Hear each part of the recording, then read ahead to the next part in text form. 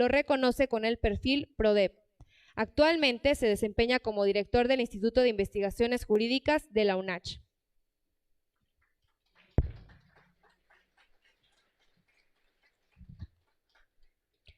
Nos acompaña también el maestro Alfredo Ruanovo Ortega, visitador general especializado en atención de asuntos de niñas, niños y adolescentes en la CEDH Chiapas. Él es licenciado en Derecho y maestro en Administración Pública por la Universidad Autónoma de Chiapas. Tiene 20 años trabajando en el servicio público, laborando en las Secretarías de Gobierno, Planeación y de Hacienda, así como en el Poder Judicial del Estado. También fue consejero electoral para el órgano local y en el Instituto Nacional Electoral. Ha fungido como docente en instituciones de educación superior. Fue enlace para la atención de la representación de UNICEF en Chiapas y formó parte del Consejo Consultivo del Sistema de Protección Integral a Niñas, Niños y Adolescentes. Actualmente se desempeña como visitador general especializado en la atención de niñas, niños y adolescentes en la Comisión Estatal de los Derechos Humanos.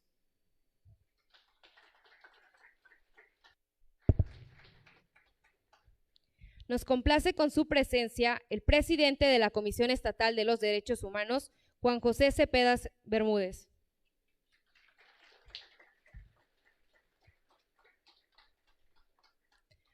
Modera la secretaria técnica de la Comisión Estatal de los Derechos Humanos, José Ana de la Rosa Celaya, a quien cedo el uso de la voz.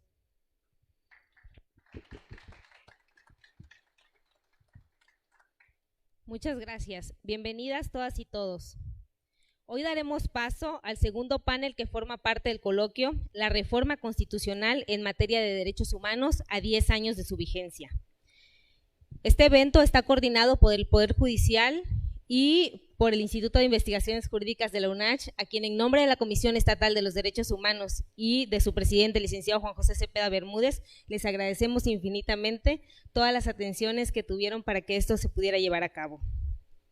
Ayer, durante el panel sobre los avances y retos de los derechos de las mujeres, comentamos lo importante que resulta legislar, impartir justicia, diseñar políticas públicas e incluso gobernar con perspectiva de género. Sin duda, esta reforma ha sido sumamente importante para los temas en los avances de los derechos de las mujeres. Hoy nos toca revisar cómo ha influido la reforma en las instituciones, en las políticas públicas, en la vida de los niños, niños y adolescentes, pero sobre todo cómo ha influido en el seno de las familias, que es ahí donde las personas nos formamos. Nuestros panelistas expondrán sus reflexiones del avance que ha significado en torno a los derechos de la infancia. Agradezco a cada uno su distinguida presencia y su participación aún en la distancia.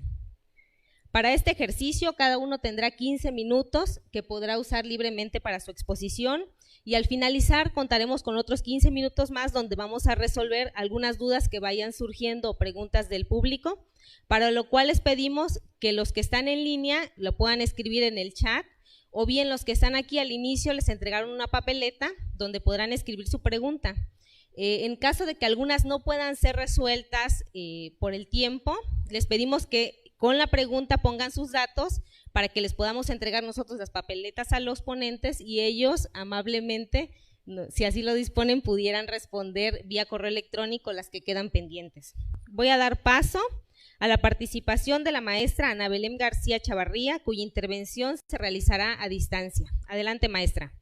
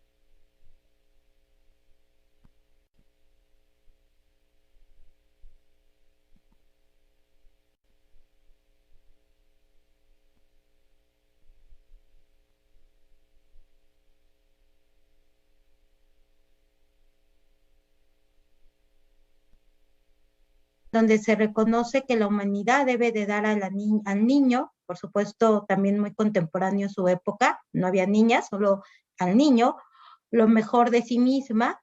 Establece 5 puntos, específicamente el desarrollo personal, la alimentación, el auxilio, las garantías de oportunidad y protección de la explotación, así como educación.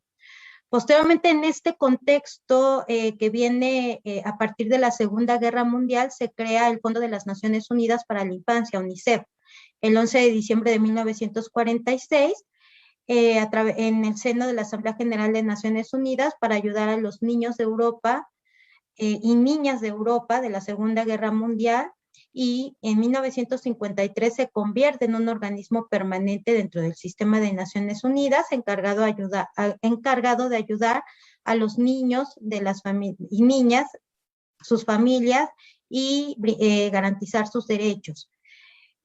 Posteriormente, muy contemporáneo también a la Segunda Guerra Mundial, a la conclusión de la Segunda Guerra Mundial, están las Declaraciones Universales de Derechos Humanos y la Declaración Americana de los Derechos y Deberes del Hombre de 1948, que en sus respectivos artículos 25 y 7 establecen la protección de las niñas, niños y adolescentes. Después, en el año 1959, la Declaración de los Derechos del Niño, que establece 10 principios básicos. Nuevamente, nada más para alertar, ¿no? La época de su creación, derechos del niño, sin identificar el concepto de niñas. Después, en la Convención Americana sobre los Derechos Humanos, se reconoce en el artículo 19 el derecho del niño, también, niño. Este tratado interamericano es el 22 de noviembre de 1969. Regresando al contexto internacional, se firman los protocolos a la Convención Americana sobre los Derechos Humanos en materia de derechos económicos, sociales y culturales. Este es el protocolo de San Salvador, que es en el sistema interamericano, en 1988, y que reconoce en su artículo 15 la protección a la familia y específicamente el derecho a la alimentación respecto a las niñas, niños y adolescentes. Aún a pesar de que el protocolo de San Salvador establece diferentes derechos, bueno, únicamente aquí se identifica que específicamente, que eso no quiere decir que los derechos reconocidos en el protocolo de San Salvador apliquen a los niños y niñas, pero específicamente el derecho a la alimentación es un derecho garantizado para las niñas, niños y adolescentes. Y ahora sí, como les adelantaba, en el Foro Internacional en 1989, se crea la Convención sobre los Derechos del Niño, el tratado más ratificado en la historia, con 195 países, el único país que no es parte es Estados Unidos, y los protocolos facultativos de la Convención sobre los Derechos del Niño, que son de los años 2000 y 2014, que son los relativos a la participación de niños y niñas en conflictos armados, relativos a la venta de niños, la prostitución infantil y utilización de niños en la pornografía, y el relativo a un procedimiento de comunicaciones ante el Comité de los Derechos del Niño. Son 3 protocolos establecidos en el seno o en el marco de la Convención sobre los Derechos del Niño de Naciones Unidas. El artículo 1 de la Convención sobre los Derechos del Niño establece como concepto todo ser humano menor de 18 años de edad será niño, niña o adolescente, salvo que en virtud de la ley que le sea aplicable haya alcanzado antes la mayoría de edad. Este concepto prácticamente lo retoman los diferentes organismos de derechos humanos nacionales e internacionales, y las leyes de cada uno de los estados en su mayoría reconocen a las personas menores de 18 años de edad como niños, niñas y adolescentes. Y establece que, bueno, la Convención sobre los Derechos del Niño establece como definiciones de trabajo primera infancia, mitad de la infancia y la adolescencia. De cualquier manera, en estos 3 conceptos, pues tenemos muy presente el concepto de niñas, niños y adolescentes. Y establece la Convención sobre los Derechos del Niño 3 principios básicos. 4 principios básicos, perdón. El principio de no discriminación, interés superior del niño, el derecho a la vida, supervivencia y desarrollo, y el derecho del niño a expresar su opinión y a ser escuchado. En conclusión de lo que podemos observar de este recorrer histórico del reconocimiento de los derechos de las niñas, niños y adolescentes, es una primera época donde podemos identificarla como un mundo adultocéntrico, en donde no son personas, son menores, y por ser menores son objetos de tutela, objetos de tutela identificados como un objeto que debe de ser custodiado. Es la objetivización del sujeto. Y en donde pues el operador de justicia pues lo que hace es la protección y el bienestar del menor a través de la interpretación que el adulto tenga de lo que debería de ser lo más adecuado para la niña, niño o el adolescente, que ni siquiera se le llama así, sino se le llama menor. Todo esto a la luz de la doctrina de la situación irregular. Con posterioridad, a través de este caminar histórico, pues se identifica la doctrina de la protección integral, que es la que actualmente se aplica, en donde son niñas, niños y adolescentes, nunca más menores. Ese término de menor está eliminado de la doctrina de la protección integral. Son personas humanas, son sujetos de derecho, son titulares de derecho, y la interpretación de sus derechos que hacen las operadoras y los operadores de justicia se hacen a la luz del interés superior de las niñas, niños y adolescentes. Este sería el marco teórico, doctrinal que tenemos actualmente en el reconocimiento, respeto y garantía de los derechos de las niñas, niños y adolescentes, la doctrina de la protección integral. Ahora me voy a centrar específicamente en el segundo tema, las temáticas desarrolladas por la Corte Interamericana de Derechos Humanos. Aquí el primer caso desarrollado es el de Niños de la Calle, Villagrán Morales, en 1999, donde por primera vez un tribunal internacional se refiere a la situación de los niños, de las niñas en situación de pobreza. Se refiere al caso a abusos por parte de la fuerza pública y la indiferencia por parte de las autoridades estatales de los niños y niñas que viven en la calle, y sentó las bases del Corpus Juris Internacional en materia de los derechos de las niñas, niños y adolescentes. Posteriormente, en el 2002, está la opinión consultiva 17 sobre la condición jurídica de los derechos humanos del niño y de la niña, en donde la Corte Interamericana fija los estándares consolidados y ampliados utilizando el Corpus Juris Internacional en la materia, y en donde queda claro que los niños, niñas y adolescentes no son más un objeto de protección, sino son verdaderos sujetos de derechos y titulares, personas titulares de derechos. Las líneas jurisprudenciales que la Corte Interamericana ha desarrollado respecto al tema son 8. Me voy a referir muy puntualmente a ellas. La primera, muerte violenta en contextos de reclutamiento militar y prestación de servicio militar.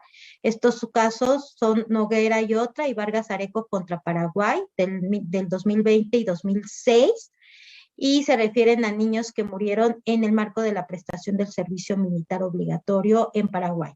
Segunda línea jurisprudencial, nacionalidad y migración.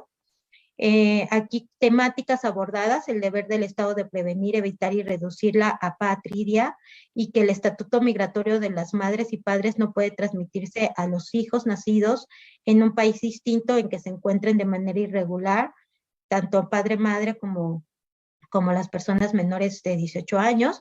Y estos casos son contra el Estado, contra la República de Dominicana. Los casos son niñas Yani Bosico y personas dominicanas y haitianas expulsadas de República Dominicana, y los casos son del 2005 y 2014 respectivamente. También se ha referido a las garantías del debido proceso y protección necesaria por parte de los estados en contextos de migración o necesidad de protección internacional específicamente para niñas, niños y adolescentes, en la opinión consultiva 21 del 2014. La tercera línea jurisprudencial ha sido conflictos armados, en donde se han desarrollado los siguientes temas: desaparición forzada de niños, niñas y adolescentes en el marco de conflictos armados y su eventual apropiación por los autores de la desaparición. Estos son casos contra El Salvador, Contreras y otros, y Ruano Torres y otros, del 2011 y 2015 respectivamente. Los casos protección de los niños, niñas y adolescentes en el marco de conflicto armado. Ese es el caso de las masacres del Mozote contra El Salvador del 2012. Y finalmente los impactos diferenciados en el desplazamiento forzado de niños, niñas y adolescentes en el marco de conflictos armados, y este es el caso de los miembros de la aldea Chuchupac y comunidades vecinas, las sentencias del 2016. La cuarta línea jurisprudencial que podemos identificar es la constitución de la familia, derechos de niñas y niños a vivir en familia y admitir distintas formas de familia bajo una composición heteroparental, homoparental o monoparental. Estos son los casos Atala Rifo contra Chile, Forlán y familiares contra Argentina, y la opinión consultiva número 24. Sus respectivos años son del 2012 y 2017 de estas decisiones de la Corte Interamericana. Otros temas también tocados en Constitución de Familia sería la delimitación, la Corte ha delimitado las posibilidades de interferencias de los estados en procesos de adopción y tuición, y este es el caso de Furlan y familiares contra Argentina del 2012, así como también ha abordado el tema de la separación arbitraria de la familia en un contexto de irregularidades en los procesos de adopción. Y esto es el caso de Ramírez Escobar en el año 2018 contra Guatemala. Otra línea jurisprudencial es el trabajo infantil y esclavitud contemporánea, que sería el trabajo forzoso, obligatorio y esclavitud. Ese es el caso de trabajadores de Hacienda Brasil contra Brasil en el año 2016. Y otro tema también aquí es la protección especial frente a trabajos que pueden entorpecer la educación o afectar su salud y desarrollo, y la prohibición del trabajo en actividades peligrosas. Esto es en el caso Fábrica de Fuegos de San Antonio de Jesús contra Brasil del año 2020. La sexta línea jurisprudencial es educación, en donde la Corte desarrolló los temas de principio de no discriminación y desarrolló ampliamente el análisis de interseccionalidad para entender los alcances e impactos de la discriminación respecto a derechos como la salud, como la integridad personal, como condiciones económicas precarias, pobreza, educación, todo esto en el marco de una niña que fue discriminada por vivir con VIH en el contexto educativo en Ecuador, y el caso es González Yuy del 2015. También ha abordado el tema de el entorno educativo seguro y una educación libre de violencia sexual, en el caso Guzmán Albarracín contra otros versus Ecuador en el año 2020. Otra línea jurisprudencial desarrollada es niños y niñas en conflicto con la ley. Esto es los temas imposición de pena de privación y perpetua de libertad de niños y niñas. Es el caso Mendoza contra Argentina del 2013, y la condición y detención, condiciones de detención en conflicto respecto a niños y niñas en conflicto con la ley penal, privados de libertad. Este es el caso Mota Alvarullo contra Venezuela del año 2020. Y finalmente la línea jurisprudencial sobre muerte violenta por razones de género. Estos son niñas que murieron en el contexto de una falta de debida diligencia para prevenir estas muertes en el marco de un aumento de violencia homicida en contra de mujeres, que ya era conocido por el Estado, y la falta de capacidad, sensibilidad, voluntad y entrenamiento de las personas funcionarias estatales que omitieron actuar de manera inmediata y con la debida diligencia cuando se denunció la desaparición de las niñas, quienes después, horas o días después, aparecieron muertas con signos de violencia sexual. Son los casos Campo Algodonero contra México y Belis Franco contra Guatemala del 2009 y 2014 respectivamente. Y ya en el último minuto que me queda, me voy a referir a la hoja de ruta actual relativa a niños y niñas, sin perjuicio de que me pueda referir después con mayor detalle. Únicamente identificar la agenda actual, la Agenda 2030 de Objetivos de Desarrollo Sostenible de Naciones Unidas, con sus 17 objetivos y sus respectivas metas, y los indicadores respecto a la Agenda 2030 que desarrolló la Comisión Económica para América y el Caribe, CEPAL, en el 2019. Recordar que la Agenda 2030, entre sus diferentes objetivos, hay algunos que son específicamente identificados: niñas y adolescentes. Hambre cero, salud y bienestar, educación de calidad, igualdad de género. También me quiero referir al grupo de trabajo para análisis de informes nacionales previstos en el Protocolo de San Salvador, quien creó los indicadores del progreso para la medición de los derechos contemplados en el Protocolo de San Salvador, y que también hace un énfasis específico respecto a niñas, niños y adolescentes en salud, educación y alimentación adecuada. Y finalmente me quiero referir al mecanismo de seguimiento de la Comisión de Belén do Pará, de la Organización de Estados Americanos, que también creó indicadores del progreso para la medición e implementación de la Convención de Belén do Pará, y que también dentro de estos indicadores se hace referencia a temas específicos de las niñas y adolescentes, específicamente en temas de salud, educación y alimentación. Es decir, tenemos como hoja de ruta, por lo menos de manera prioritaria y exigente, estos 3 temas que quedan adeudándose aún, por lo menos en los países de nuestra región. Y con eso concluyo mi intervención de 15 minutos. Gracias.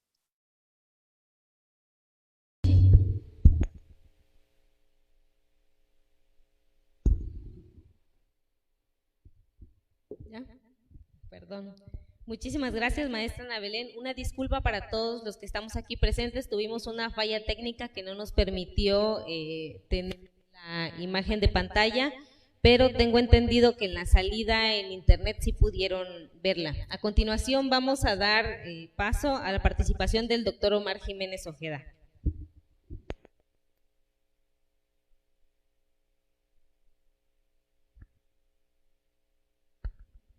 Bueno. Sí, muy buenos días. Antes que nada, permítanme ser agradecido.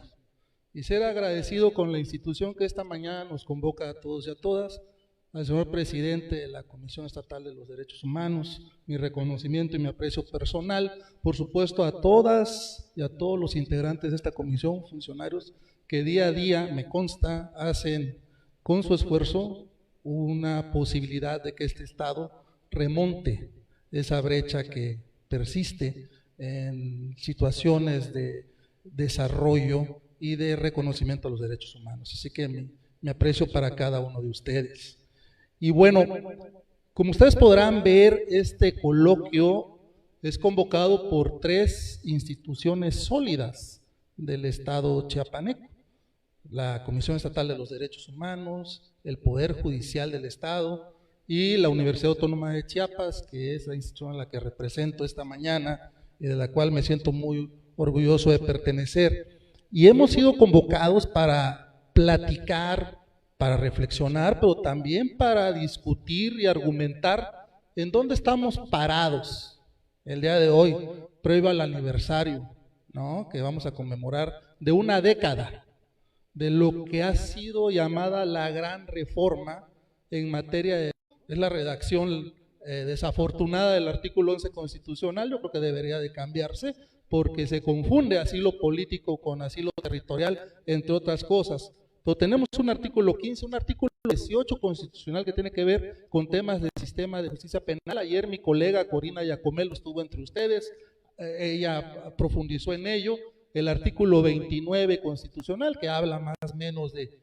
Y en estados de excepción, cuando se tienen que suspender derechos humanos, ¿qué hacemos? Ya contamos finalmente con un seguimiento, una sistematización de qué hacer. Y bueno, el 33, el 89, el 97, 102, 105, y de ellos poco se habla, quizás han pasado desapercibidos, porque el artículo, el núcleo de la reforma, si estuviéramos en un estadio de fútbol en una noche, veríamos que el jugador estelar a quienes siguen los reflectores, pues es el artículo 1 constitucional.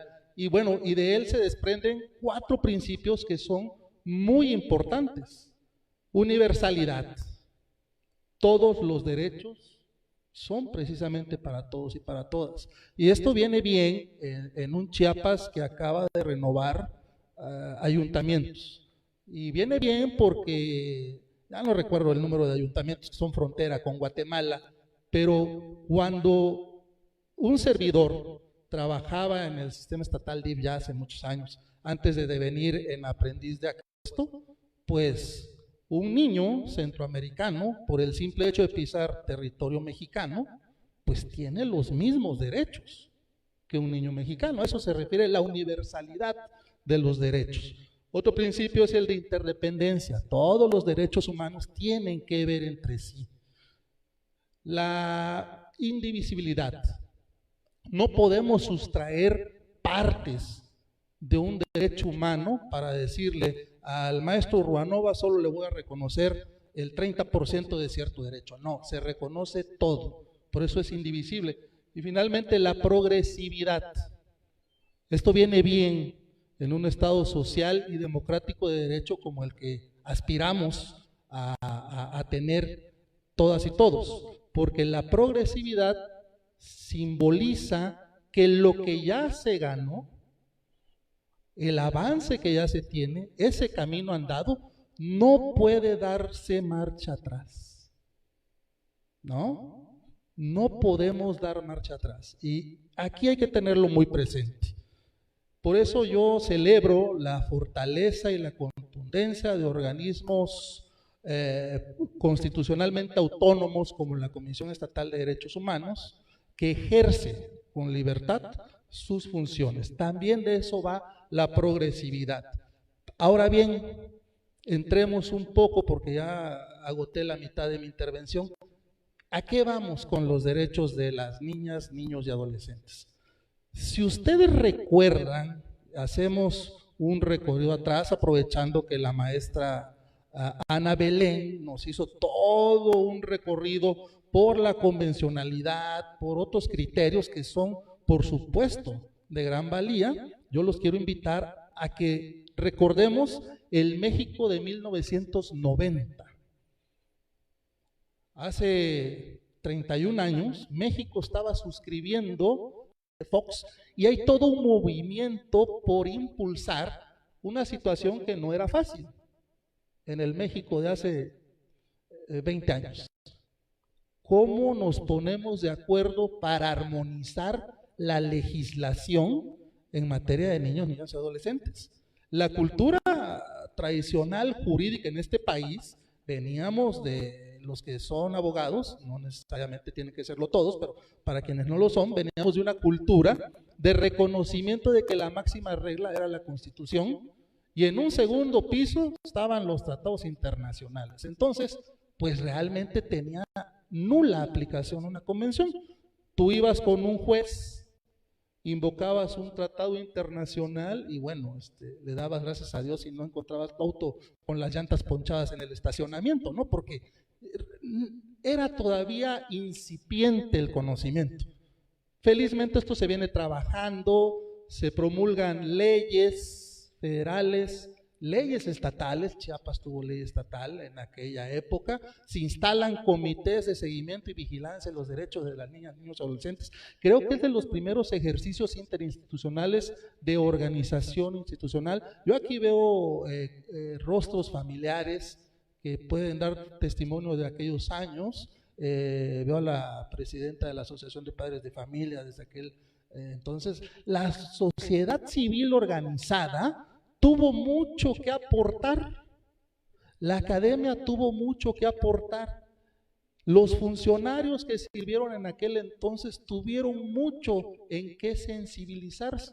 Esto les suena familiar porque en esta semana que estaremos tocando temas en este coloquio, vamos a ver que una de las resistencias al cambio, que las resistencias a cualquier cambio son naturales, tiene que ver con quienes son operadores de los sistemas, en este caso, en aquel tiempo, hace 20 años, de los sistemas de protección no jurisdiccional de los niños, niñas y adolescentes. Pero bien, superado eso, 2011, la gran reforma en un marco más amplio de reforma del Estado, ¿no? Y vemos que hacia el año 2014, pues se forma ya de manera más seria, más comprometida, mejor organizada, un sistema nacional de Protección Integral de Niñas, Niños y Adolescentes, que todos conocemos como el CIPINA. Esto es importante porque era una de las observaciones que el Comité de la Convención de los Derechos de las Niñas y de los Niños, el Comité de Seguimiento de la Convención, había hecho al Estado mexicano. Es decir, el Estado mexicano adopta una convención, pero no termina ahí. Ahí en todo momento empieza su obligación, ¿no?, de atender, y tiene que empezar de manera organizada. Entonces hasta el 2014 se crea el CIPINA. ¿Cuántos años pasaron? Pues 24, ¿no? Y se tiene que dar porque ya teníamos la convención que justamente, la reforma constitucional que nos convoca, ¿no?, la del 2011. ¿Y qué sigue?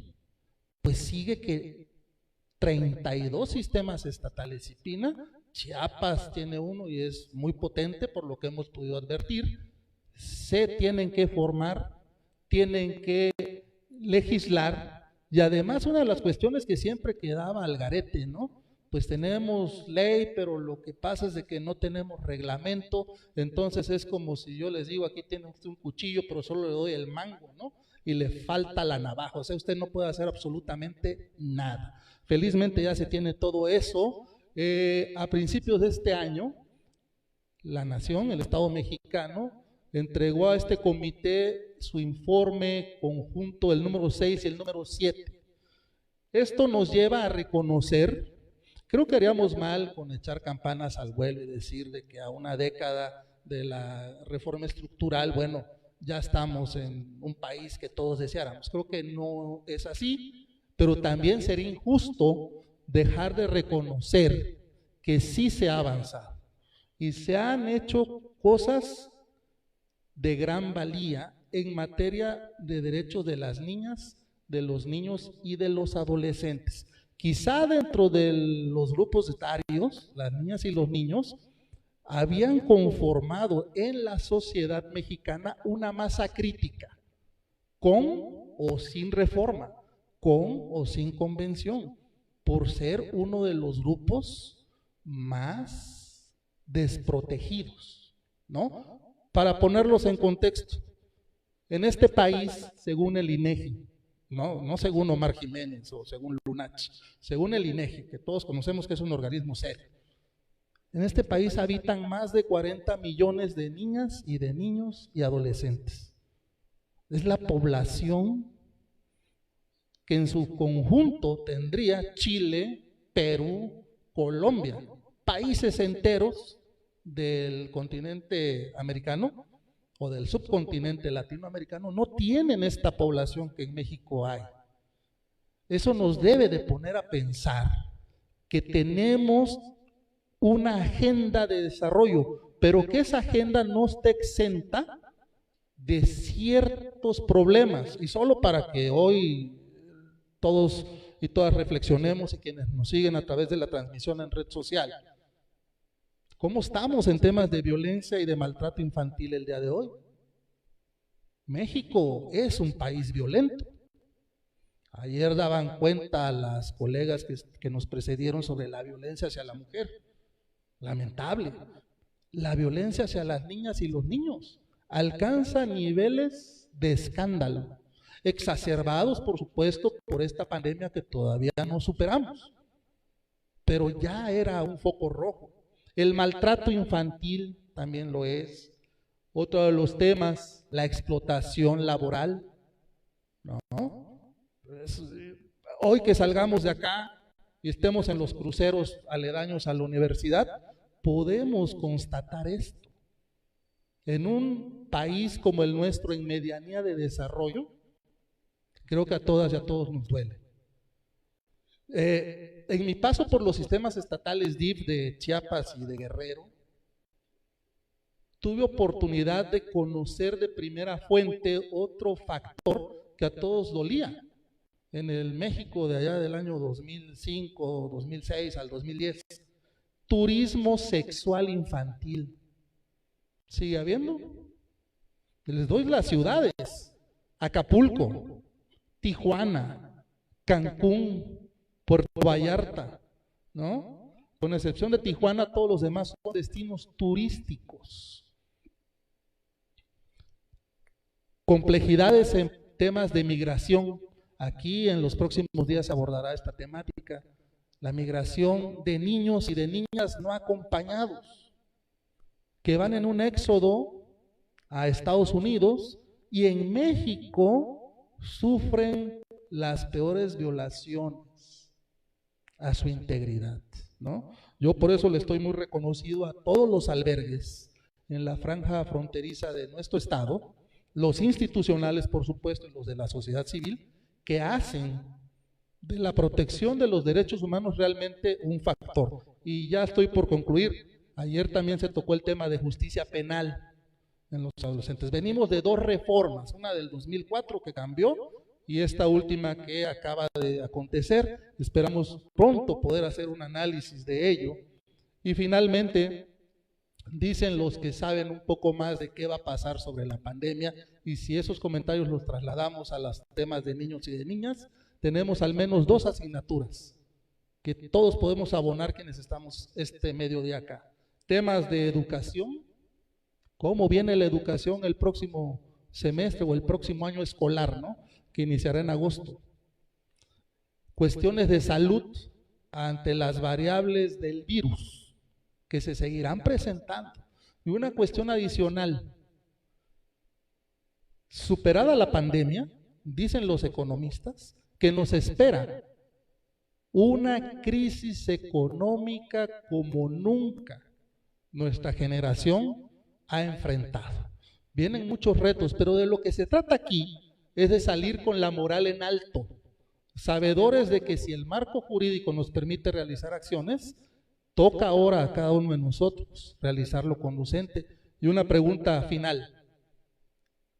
Con esta reforma de derechos humanos en materia de niños y de niñas, estamos ajustando nuestra actitud y nuestra actuación para hacer valer los derechos de las niñas y de los niños. Yo les agradezco la paciencia que han tenido y el favor por escucharme. Muchas gracias.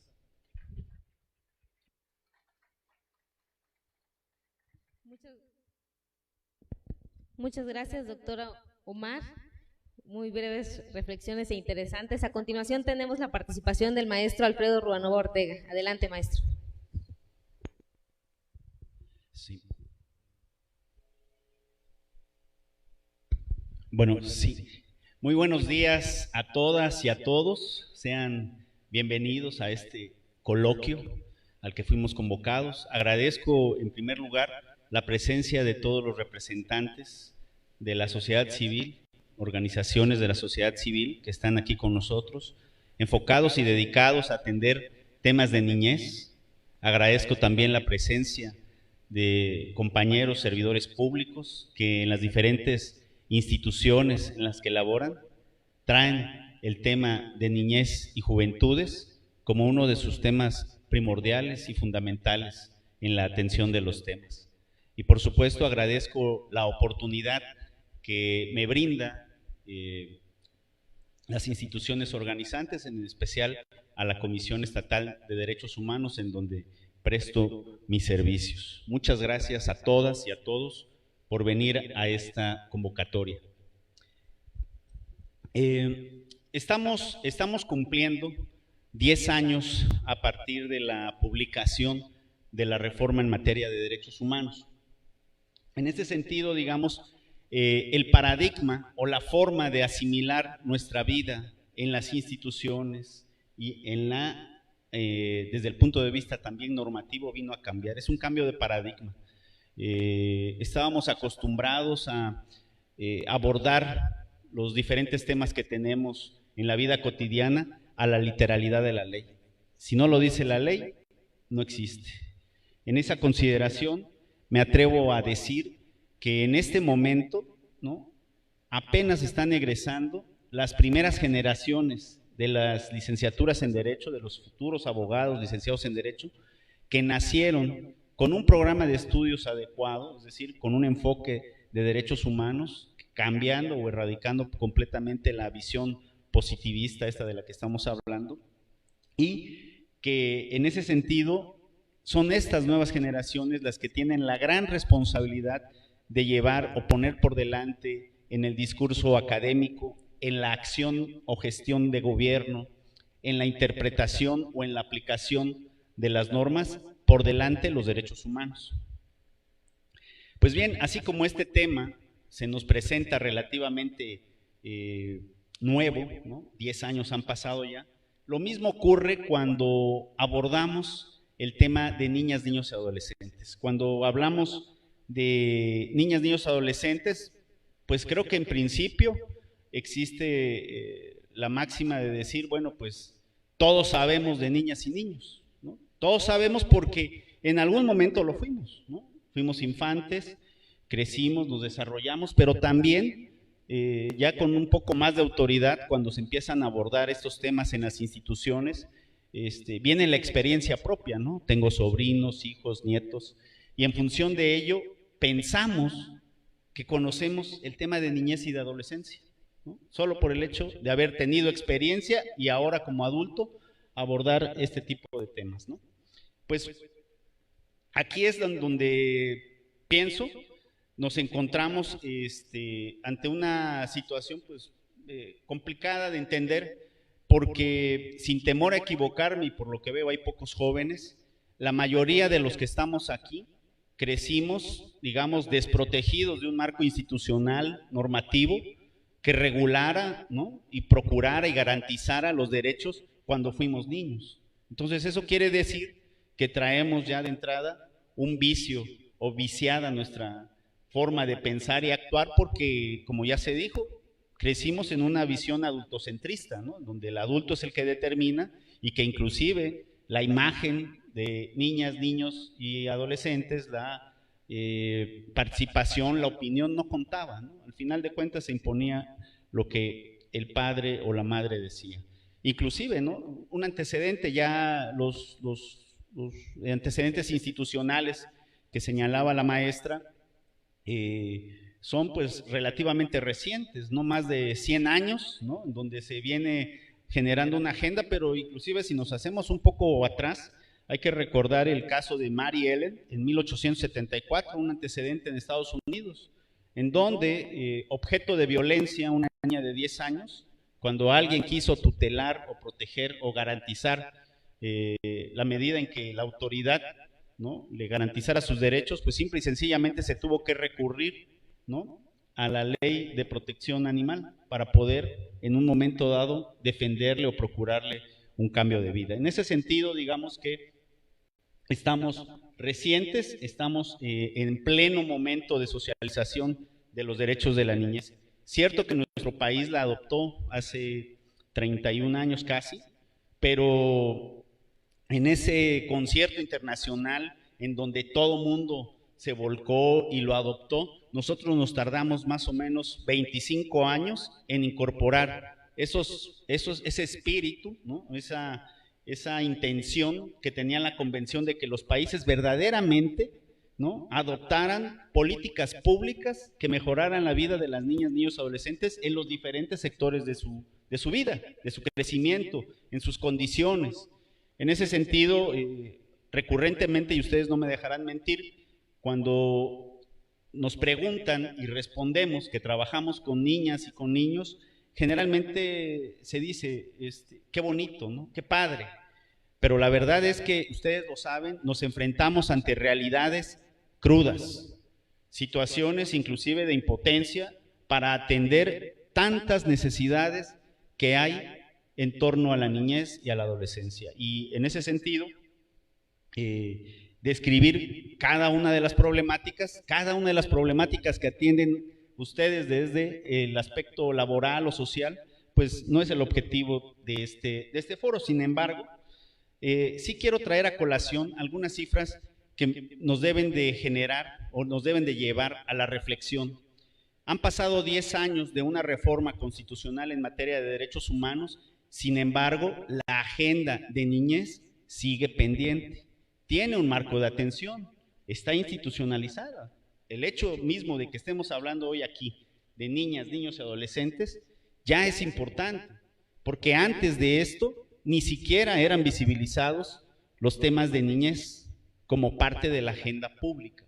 Y entonces, el hecho de que ustedes acudan, nos acompañen y que en diferentes situaciones hayamos intervenido o interactuado, ya es importante.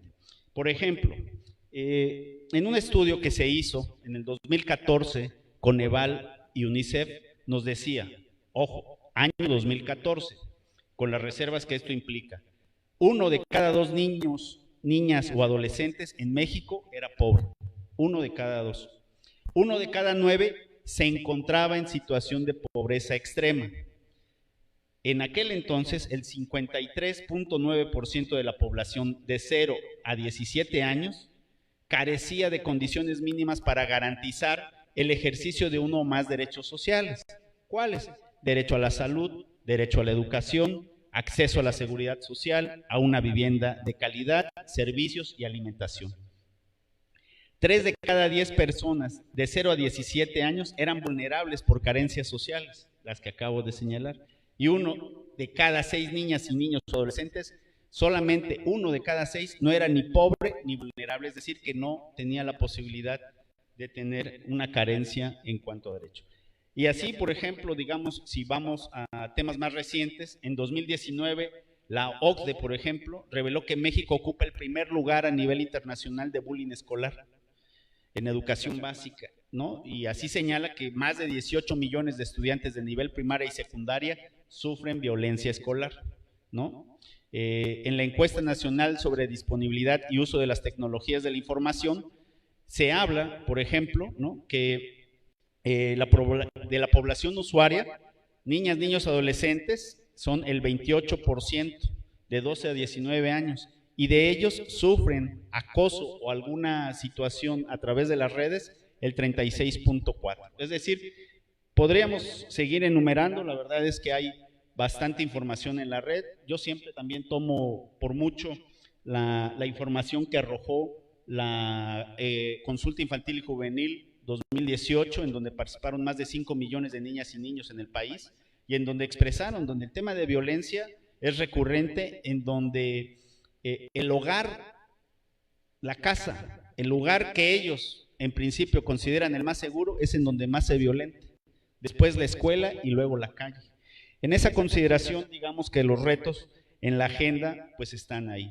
Si hablamos de avances, no todo está mal, los avances, el primero, diría, después de la reforma constitucional en materia de derechos humanos, viene precisamente el reconocimiento constitucional, artículo 4, del interés superior de la niñez, o del menor, como se conoce coloquialmente, ¿verdad? En donde estamos, o se pone por delante, que toda decisión que se haya de tomar con relación a niñas, niños, adolescentes, debe ser la más favorable, la que más le favorezca, que más le beneficie y en favor de su crecimiento y de su desarrollo.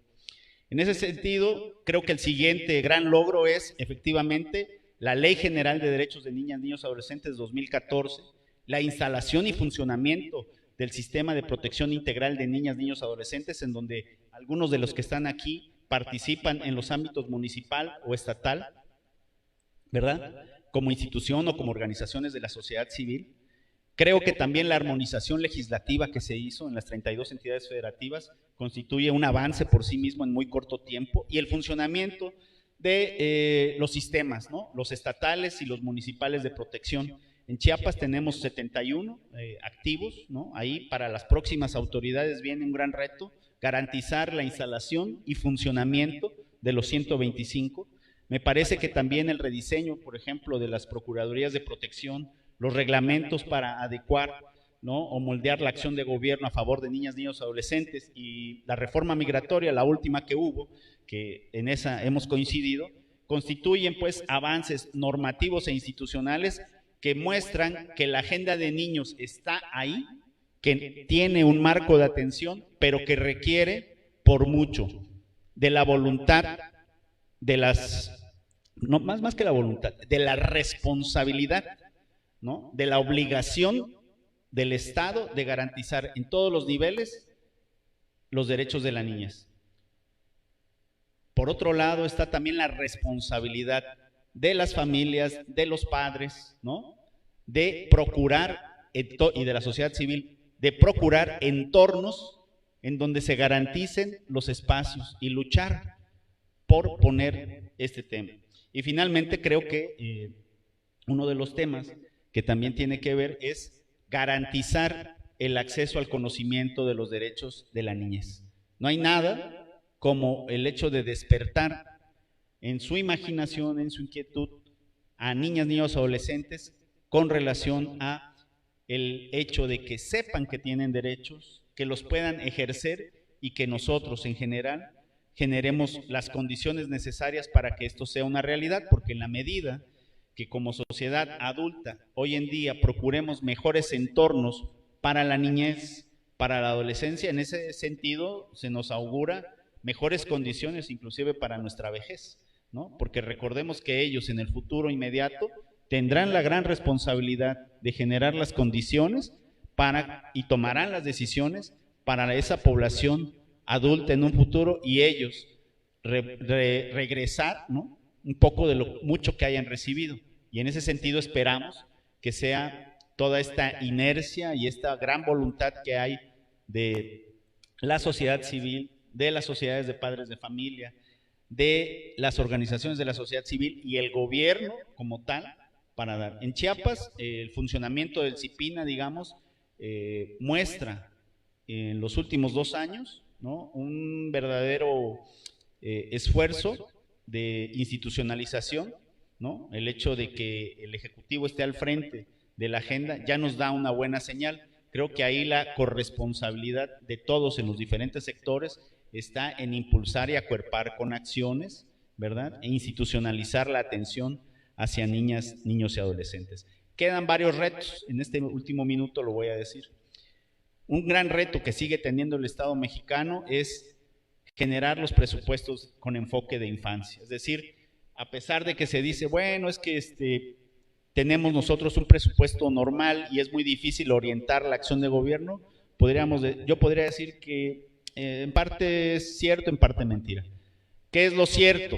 Cuando hablamos de salud, en términos generales, al momento de planear, programar y ejecutar el gasto, vemos adultos y esa es la visión adultocéntrica, pero en el fondo sabemos que la gran mayoría de ese presupuesto de salud, de educación, está destinado a niñas, niños y adolescentes, ¿no? Entonces, ¿qué es lo que hay que hacer? Visibilizarlo. Al momento de proyectar, planear, ¿verdad?, ponerlo por delante. Presupuestos de infancia. Segundo, continuar con esta armonización legislativa en todos los sentidos para procurar una mejor garantía de los derechos. Y tercero, evidentemente, ¿no?, hacer funcionar efectivamente a los sistemas de protección integral en los 3 niveles. En el nivel federal viene funcionando, pero en gran parte o gran medida hay una responsabilidad que los ayuntamientos deben de asumir para encauzar una gestión pública que atienda a niñas, niños y adolescentes. Muchas gracias.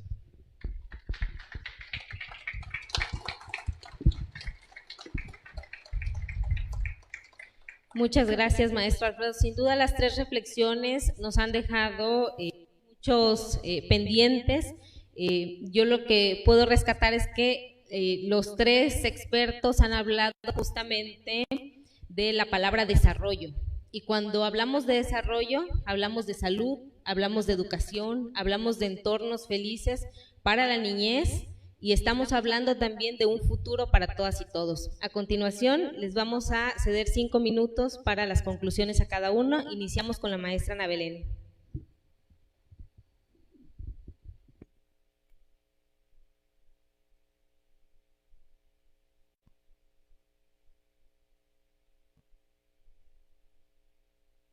Por el doctor Omar Jiménez Ojeda y el maestro Alfredo Ruanova Ortega, y me voy a permitir con toda la humildad dar también mi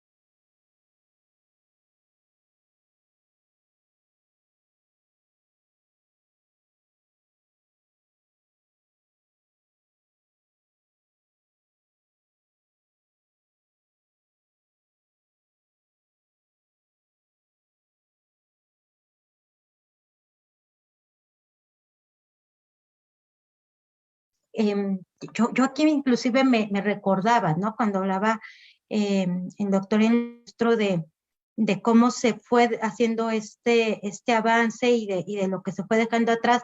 Claro, pues inclusive, si uno ve, por ejemplo, en la doctrina latinoamericana de la protección integral de niñas, niños y adolescentes, que fue impulsada en la década de los 90 por UNICEF, se impulsó mucho un proceso de reforma legislativa que se materializó, inclusive en México lo materializó en las décadas en la década del año 2000, y que tenía que ver mucho con las garantías y el contexto de niños y niñas actuando frente a la jurisdicción penal. Esta transformación, este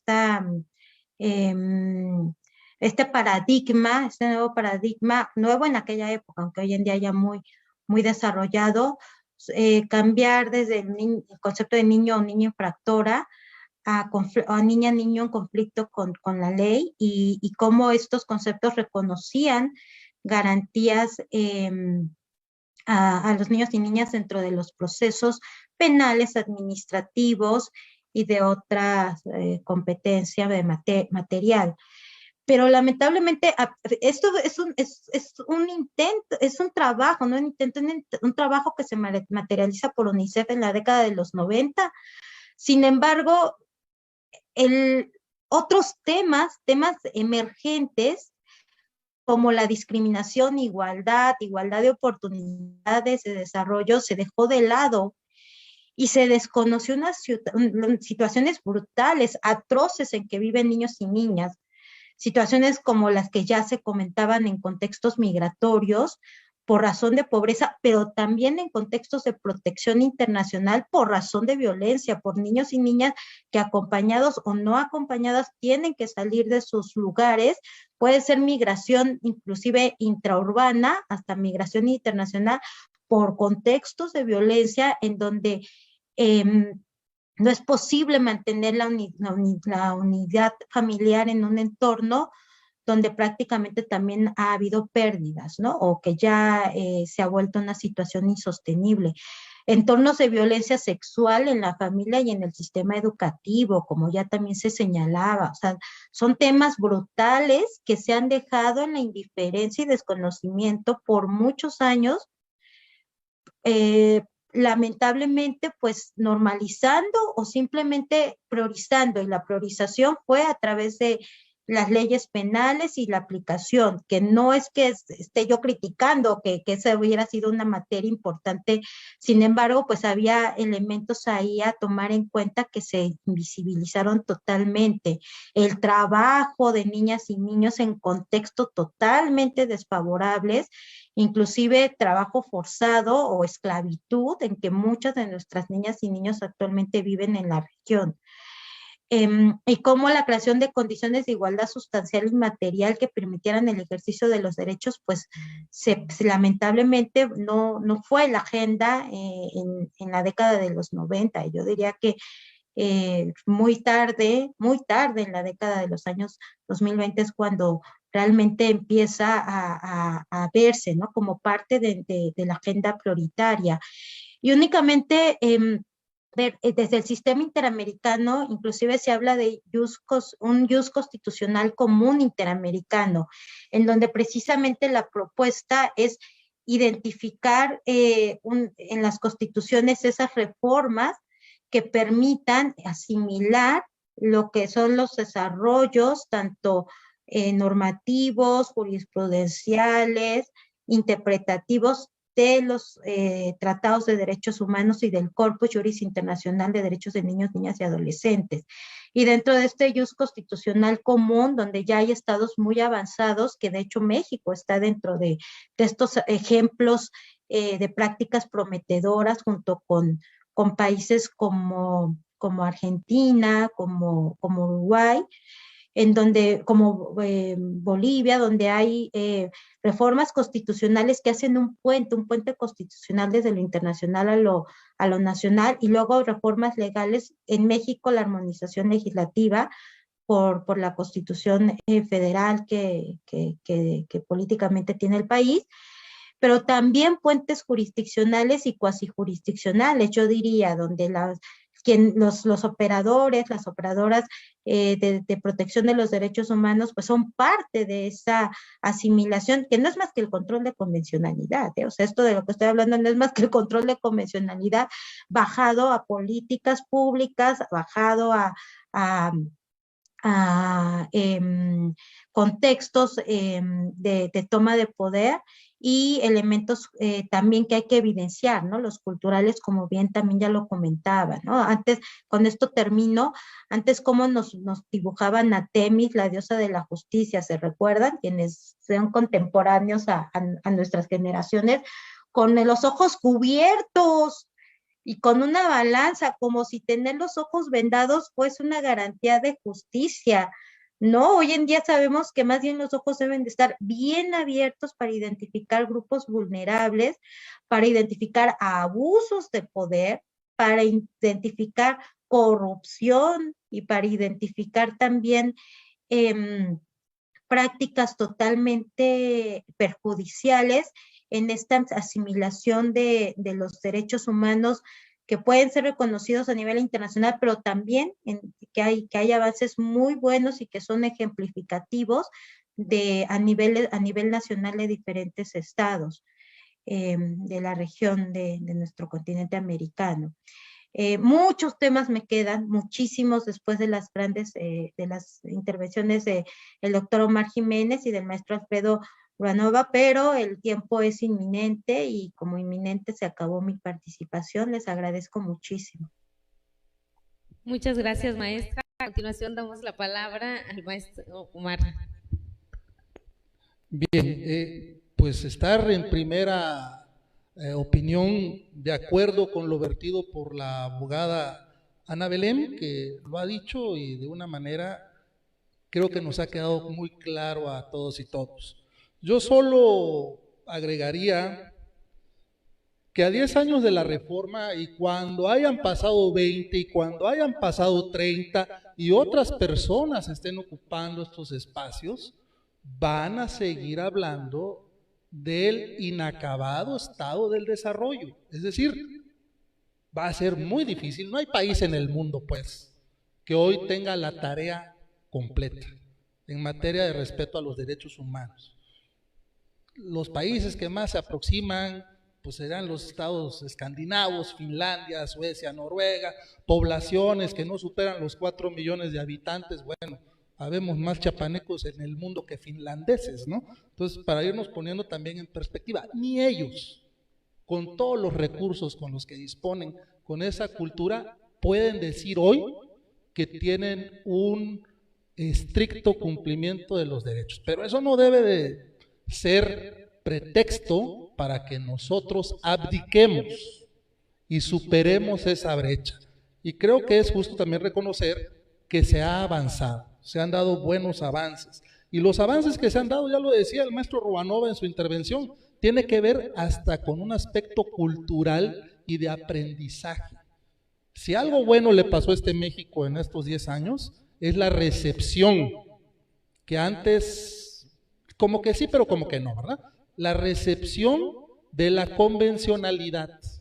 Es decir, estos tratados en materia de derechos humanos, la Convención de los Derechos de los Niños y muchos más que serán otros colegas los que participarán, pues ya tienen que estar incluidos no nada más en el lenguaje de todos y de todas, tienen que estar incluidos en nuestro diario actuar.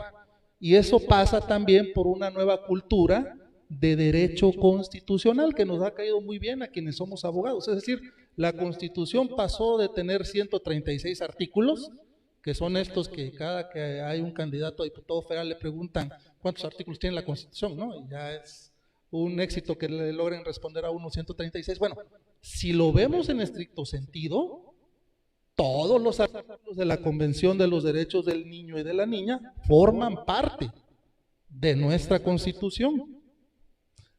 El Pacto de San José, de la cual es especialista la abogada Ana Belén, sus artículos son parte de nuestra Constitución, lo que le hemos llamado el bloque de constitucionalidad. Creo que eso ha sido muy bueno. Este México cambió, y qué bueno que así haya sido. Pero viene también a propósito esta clase de foros, debemos de concluir que nos vienen bien a todos y a todos, porque lo que se trata es de que vengamos a exponer con argumentos nuestras ideas. Estos foros antes no se realizaban, y yo sé que bajo el liderazgo del licenciado Cepeda no habremos de esperar 10 años más para volvernos a reunir. Seguramente nos estará convocando, y también a otros actores y actoras, para que sigamos discutiendo sobre esta temática, ¿no? Así que yo felicito a los organizadores, pero me queda, a propósito de lo que mencionaron las panelistas y mi querido amigo Alfredo Rubanova, una debilidad institucional fuerte en el primer contacto de todo ciudadano, el municipio. Nos queda ahí una asignatura pendiente, urge fortalecernos, y ahí estamos llamados todas y todos, y no es para dejar caer los brazos, sino todo lo contrario, para poder aportar. Estamos llamados a aportar y superar esa debilidad institucional. Pasa por el presupuesto, yo no me meteré en eso, el experto es aquí el maestro Rubanova, pero también observemos que ha habido un desinterés desde casa.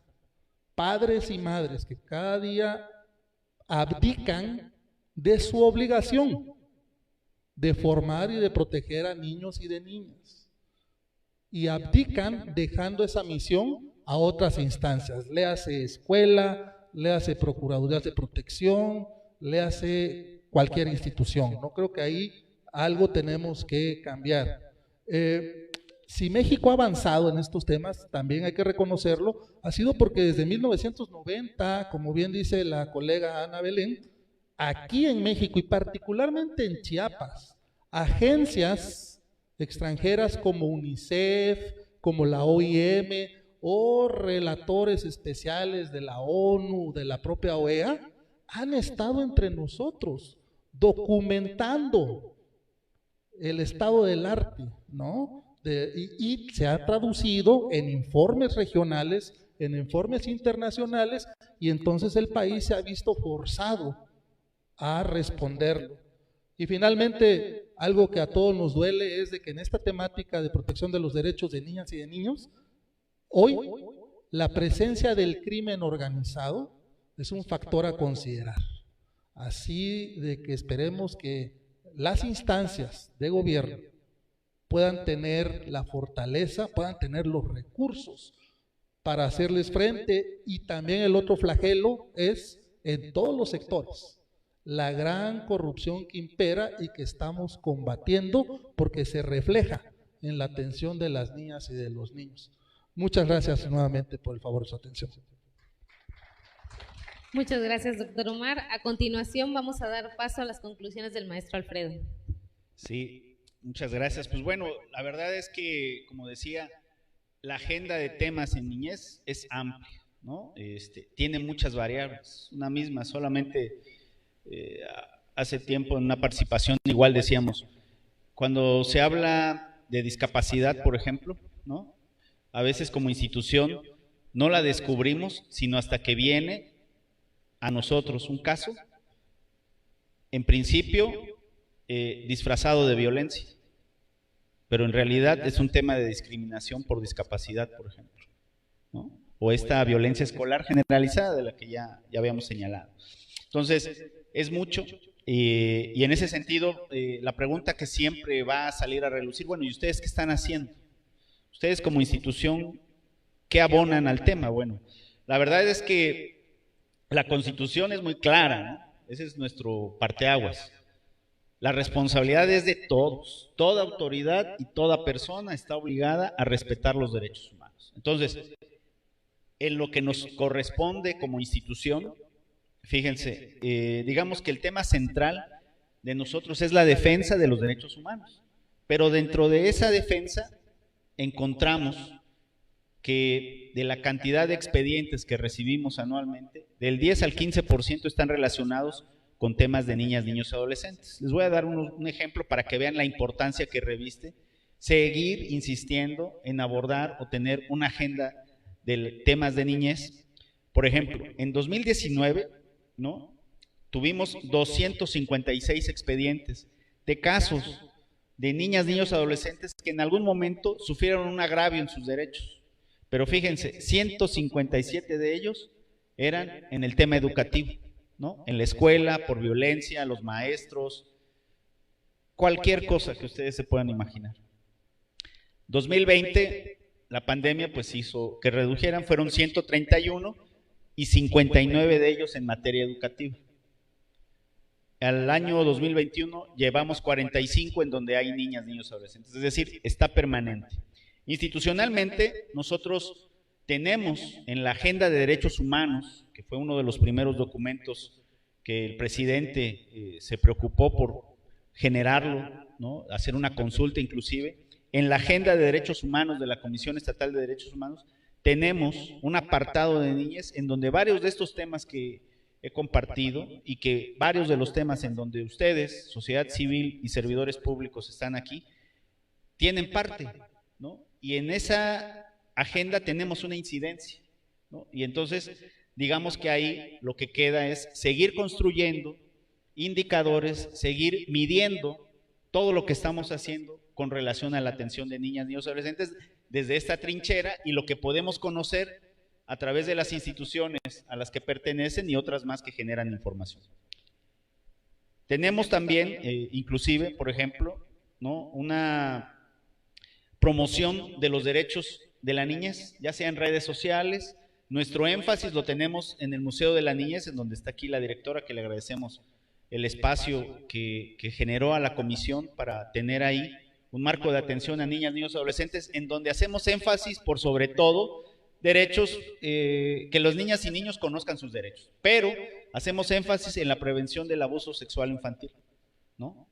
Hacemos énfasis en este tema que es también de interés. Tenemos aquí a la representante de Granito de Arena también, ella es promotora de este tema.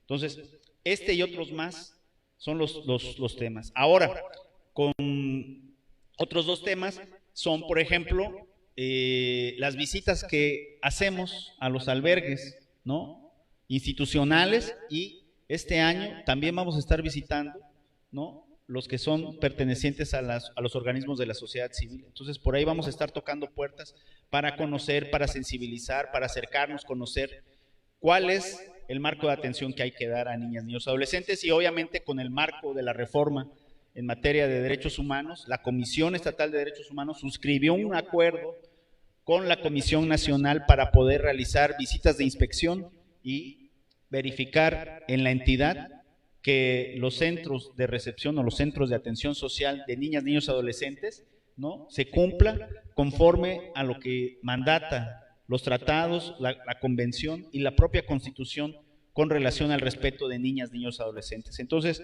digamos que ahí participamos en diferentes colegiados, en el GPEA, en el CIPINA, en la CITI, en lo que tiene que ver con el trabajo infantil. Es decir, hay muchas canchas, hay muchos espacios de participación, a todos nos sumamos, y en donde no estemos, si nos invitan, nosotros acudimos, porque estamos interesados en delimitar y delinear que esta agenda de niñas, niños y adolescentes se ponga por delante de los intereses de todos nosotros como sociedad y gobierno. Muchas gracias.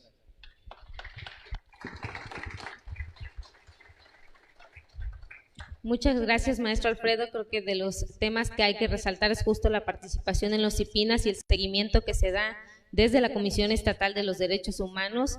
Además también de que después de la reforma que se hizo justamente a la ley del Instituto Nacional de Migración, el gobierno del estado inmediatamente firmó un convenio con los DIF municipales para poder dar atención a estos menores no acompañados. Creo que eso es un gran logro que han tenido. Aquí está la procuradora del DIF, quien fue gestora justamente de ese convenio, pero también desde la comisión estamos haciendo lo propio, y justamente en el marco de este convenio firmamos uno con la Comisión Nacional que nos permite justamente hacer esto que menciona el maestro Alfredo ahorita, supervisar estos albergues donde hay menores migrantes no acompañados o acompañados. Entonces, lo que nos deja, yo creo, como reflexión, de las 3 participaciones es independientemente del tema de desarrollo que nos pega a todos si lo atendemos desde la niñez, desde la infancia, desde los primeros meses, desde el nacimiento, incluso desde la concepción de un niño cuando así se puede, porque nos va a ayudar a generar un futuro mejor para todas y todas. Pero no solo eso, también el seguimiento y el trabajo coordinado de las instituciones, de los organismos autónomos, como es la Comisión o como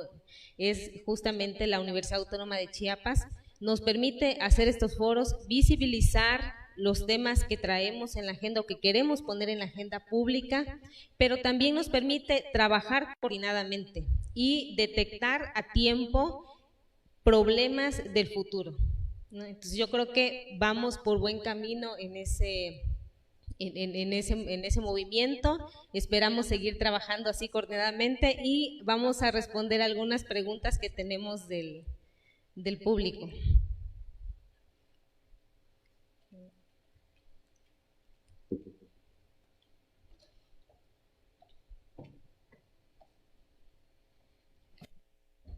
Para la maestra Ana Belén nos preguntan: ¿los hogares de acogida son una opción viable para la protección de niñas, niños y adolescentes en México, tomando en cuenta que existen muchos casos de violencia familiar? Y tengo para el doctor Omar Jiménez, dice: en estos 10 años de reforma, ¿cuáles son los retos pendientes sobre la armonización de leyes, políticas y prácticas conforme a los tratados internacionales? ¿Es una realidad en Chiapas? Para el maestro Alfredo: ¿el establecimiento del CIPINA es obligatorio? ¿Por qué persisten ayuntamientos que no cuentan con este sistema? Y tenemos una última para todos los ponentes: ¿cuáles son los avances que Chiapas ha logrado para erradicar el maltrato y la explotación laboral infantil? Si quieren, tomamos el orden así como tuvimos las participaciones. Le daríamos la voz a la maestra Ana Belén.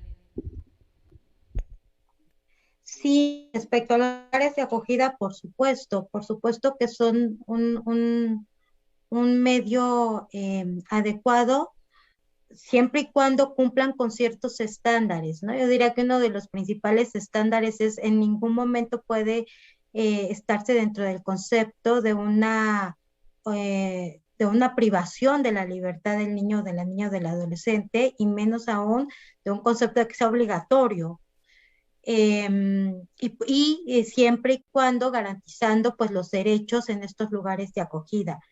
En contextos de migración son variables complejas, porque muchas veces hablamos de niñas y niños que no hablan el idioma del país de acogida, por ejemplo, o del país en tránsito, que muchas veces o es el país de destino o de tránsito. Y entonces ahí, ¿cómo hacer, no? O sea, sería una de las grandes tareas para poder mantener, para poder garantizar los derechos de educación, de salud, de alimentación, siempre con un enfoque también cultural. No sé, me llega a la memoria, por ejemplo, en Centroamérica, mucha de la migración que es solamente migración para que no llegan, simplemente están para seguir al norte.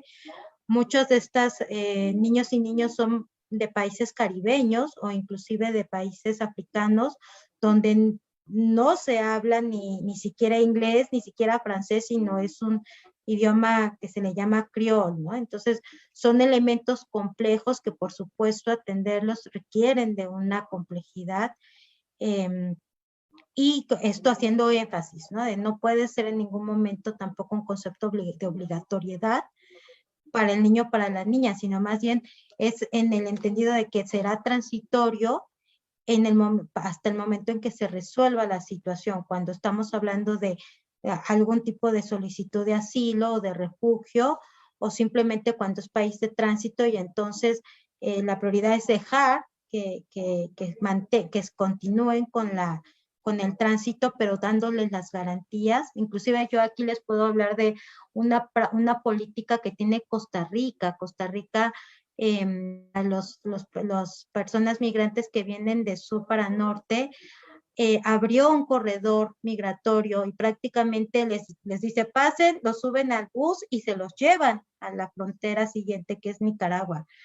Y con eso, por supuesto, evitas el crimen organizado, evitas violaciones de derechos humanos, evitas todo tipo de contextos violentos para estas niñas y niños. Por supuesto, esto no se aplica cuando son personas que están solicitando protección internacional por un tema de violencia en sus países. Ahí es otra regla, pero cuando es migración con base en el componente de pobreza, los países centroamericanos están inclusive haciendo pláticas para poder hacer este corredor migratorio hasta México. Por ahora Panamá y Costa Rica lo tienen y llegan hasta Nicaragua, y Nicaragua ahí empieza un poco también la resistencia del gobierno, pero también se está en charlas. Por ejemplo, otro caso que yo quisiera también compartirles, en mi experiencia como encargada de la primera visitaduría de Nuevo León, donde entre todos los temas, como sé que así son en las comisiones estatales, pues uno de ellos era niños, niñas y adolescentes. Y en estos lugares de acogida, pues teníamos muy buenas prácticas, prácticas muy prometedoras, que nos permitían también reaccionar cuando habían denuncias en la Comisión Estatal de Nuevo León de casos de violencia sexual, bueno, violencia y entre ellas violencia sexual en la familia. Y por supuesto, pues el interés superior de la niña, del niño y adolescente no significa que se deba de mantener la familia, aunque sea un contexto de ese extremo de violencia brutal, no. Más bien, justamente ahí es donde se aplica el principio del interés superior y en qué momento es factible que haya una separación temporal en lo que se pueden identificar los factores, atenderlos para que la niña o el niño pueda regresar, si es que es posible, a ese entorno familiar donde se elimine esos componentes de violencia. Esos son ejemplos muy puntuales, ¿no? Y muy generales, pero hay varios ejemplos interesantes en nuestro continente en los que se podría después, quizá en otro foro, desarrollar y verlo, ¿no? Acogerse a estas buenas prácticas, no quiero decir prácticas, a prácticas prometedoras en este tema. Es todo. Muchas gracias, maestra. Continuaríamos con el doctor Omar. Muchas gracias, maestra Joseana. Bien, la pregunta era si en Chiapas la armonización legislativa cumple, ¿no? La respuesta es, creo que sí, cumple. Pero quiero agregar algo. Para que sea efectiva una armonización legislativa, no basta con que esté solamente, así estuviera escrito en piedra, pues, no va a bastar. La historia nos da ejemplos de que no basta con que nos demos a nosotros mismos leyes, reglamentos, si no tenemos una cultura de paz, si no tenemos una cultura de legalidad y una cultura con perspectiva de derechos humanos. Por eso todas y todos los que estamos acá, quiero y lo creo con todo mi corazón, tenemos esa disposición a ser factores de cambio, ¿no? Otra cuestión que hay que dejar muy en claro: la legislación obedece o pretende dar respuesta a fenómenos sociales. Y los fenómenos sociales, pues son cambiantes. Nadie sabe aquí y ahora qué problemas sociales vamos a estar enfrentando en materia de niñez dentro de un año. Un ejemplo, hace 20 años nadie hablaba de pornografía infantil, nadie hablaba de adopciones internacionales, si eran adopciones plenas, si eran adopciones simples. Poco a poco se fueron llenando esos vacíos conforme vinieron surgiendo necesidades a complementar. Hoy solo dejaré aquí deslizado sobre la mesa. Hay un nuevo tipo de violencia que están estudiando algunos académicos, la violencia digital. Esta pandemia lo ha exacerbado, ¿no? Y las niñas y los niños que hoy están tomando clases a distancia están siendo presas de estos mecanismos del crimen organizado. Pero no basta pues con tenerlo ahí en una legislación si no tenemos esta cultura. Y aprovechando el uso del micrófono, no sé si respondo la segunda, José. Ok, gracias. Si en Chiapas es una realidad los derechos humanos, yo apostaría a que estamos en el camino de su ejercicio. Hemos dado muchos pasos, faltan muchos más, pero siempre creemos en la Universidad Autónoma de Chiapas que ante los desafíos vale la pena sembrar el árbol, aunque no nos toque descansar en su sombra. Vendrán generaciones después de nosotros que recogerán los frutos que nosotros hoy estemos plantando. Muchas gracias. Muchas gracias, Omar. Cerraríamos con las conclusiones del maestro Alfredo. Pues en cuanto a los CIPINAS, bueno, la verdad es que es un tema interesante, ¿no?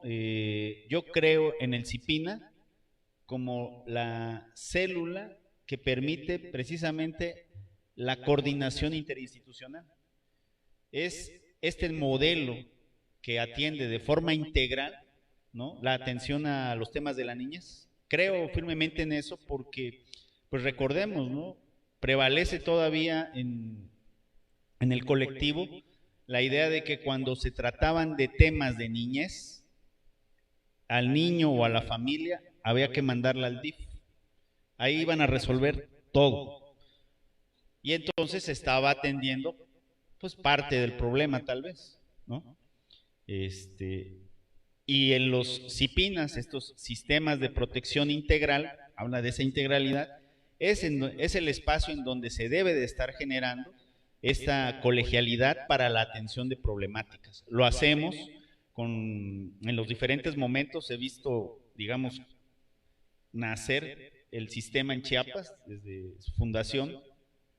Ahora como comisión acudimos, participamos en las comisiones y eso es lo que permite inclusive que en el trabajo colegiado, por ejemplo, el día de hoy nos ocupa un tema con la procuradora, ¿no?, que a quien agradecemos también la presencia el día de hoy. Ese contacto inmediato hace que un tema que atañe a una familia donde hay 5 niñas y niños, ¿no?, atendiéndolo interinstitucionalmente, DIF municipal, DIF estatal, Comisión de Derechos Humanos, acudiendo a la Defensoría Pública del Poder Judicial, ¿no? Al día de hoy, esas niñas y niños que están, digamos, en desamparo, van a ser institucionalizados y atendidos a través precisamente de los albergues, como me comentaba hace un momento. Entonces, sí creo en esa colegialidad, sí creo que en los municipios se deben de instalar, deben de funcionar, hay que cambiar el paradigma. Tal vez no les ha llegado eso. Nos enfrentamos al problema que decía el doctor Omar, es el cambio entre cada administración complica. Pero creo que sí lo podemos lograr. Nosotros en la comisión tenemos abierto un expediente donde vamos documentando, un expediente de queja, donde vamos identificando precisamente esta omisión que está cometiendo la autoridad. ¿Ante qué nos topamos? A veces ante el desconocimiento, la desidia, pero también, lo tengo que decir, a la concepción de cómo atender a la niñez. Y eso tiene que ver, sobre todo, en los municipios con pueblos originarios, ¿no? Entonces, ahí no solamente es llevar y sembrar la semilla de lo que es el tema de derechos humanos, sino además también cambiarles la forma de ver que las niñas, niños, adolescentes tienen derechos y que deben de protegerlos. Entonces, pues yo veo provechoso que estén instalados 71, con esos habría que trabajar y en la siguiente, que esa es una estrategia que se nos ha planteado, que tengan continuidad, ya no hay que volver a instalar, que continúen su trabajo y donde no, fortalecer para que instalen y funcionen. No vale nada más tomarse la foto y suscribir el acta, sino que funcionen, ¿no? Eso es lo que podría decir. Gracias. Muchísimas gracias a nuestros ponentes. Nos dejan tarea en el área municipal, creo, con los CIPINAS, con la capacitación en materia de derechos humanos y seguramente pronto estaremos convocando alguna actividad así. Muchas gracias. A continuación, invitamos al presidente de la Comisión Estatal de los Derechos Humanos, Juan José Cepeda Bermúdez, para que haga entrega a nuestros panelistas invitados de un reconocimiento por su participación.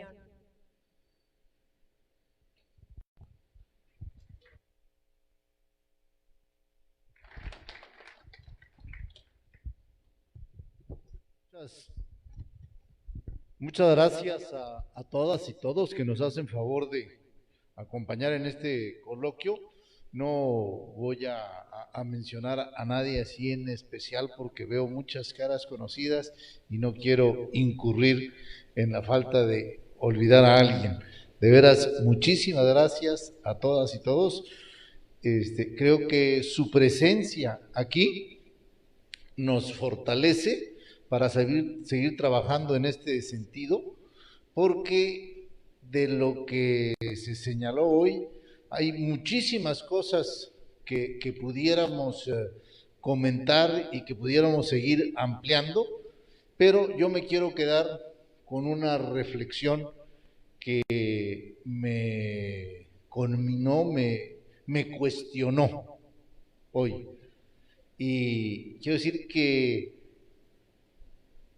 en algún momento dijeron que muchas veces los papás ya no queremos hacernos responsables de la formación de las niñas y los niños y que queremos como dejarlo a las instituciones educativas u otras. Es probable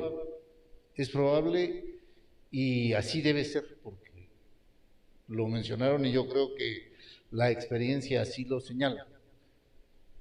Lo que yo quisiera nada más comentar es que me llamó esta reflexión a pensar en que la atención de las niñas, niños y adolescentes, ¿sí?, es la más alta responsabilidad social que tenemos.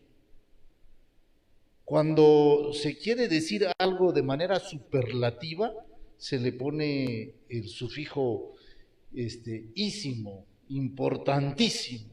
Bueno, aquí ya no podemos decir superiorísimo, pero el interés superior de la niñez, ¿sí?, nos da esa condición de responsabilidad social superlativa. Es la responsabilidad social más grande que tenemos, la formación de las nuevas generaciones. Y no es responsabilidad solo de los que los trajeron al mundo, porque nadie elegimos dónde nacer. Y cuando nosotros encontramos a otro ser humano necesitado de un subsidio, de un apoyo, ¿sí?, nos llama a esa responsabilidad social que se funda en los dos principios fundamentales que yo creo, ¿sí?, que son la solidaridad y la subsidiariedad. Debemos ser solidarios con esa realidad de nuestra sociedad y apoyar a las niñas, a los niños, para que se integren a la sociedad como personas útiles, comprometidas con el desarrollo de sociedad, como lo son todos ustedes, a quienes agradezco enormemente que estén con nosotros. Muchísimas gracias, maestro Alfredo. Le entrego el reconocimiento del Poder Judicial, la Universidad Autónoma de Chiapas y la Comisión Estatal de Derechos Humanos. Igualmente, doctor, siempre muy agradecido de la universidad y especialmente el Instituto de Investigaciones Jurídicas.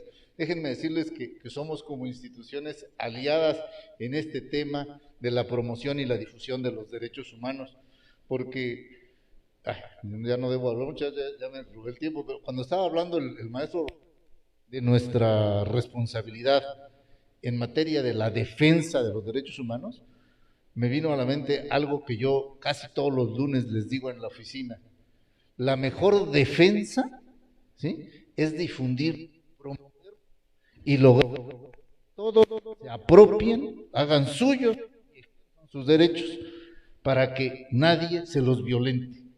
Ojalá no tuviéramos que llevar ningún expediente de defensa, porque fuimos a tiempo a promover los derechos humanos en todos los ámbitos de la sociedad para que no sean violentados y no se generen expedientes. Muchísimas gracias, doctor. Muchas gracias a usted.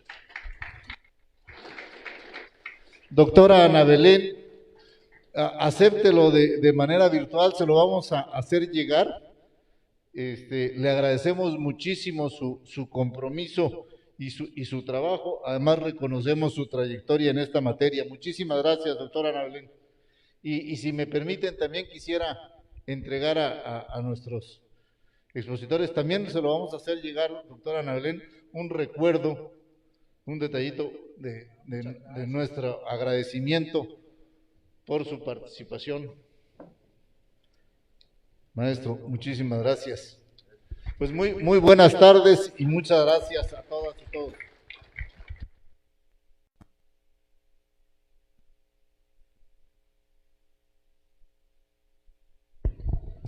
Agradecemos la presencia de todas y todos ustedes, así como de quienes nos acompañaron en línea. Les invitamos a seguir el día de mañana el panel Avances y retos de los derechos de las personas migrantes a 10 años de la reforma en materia de derechos humanos. Que tengan un excelente día.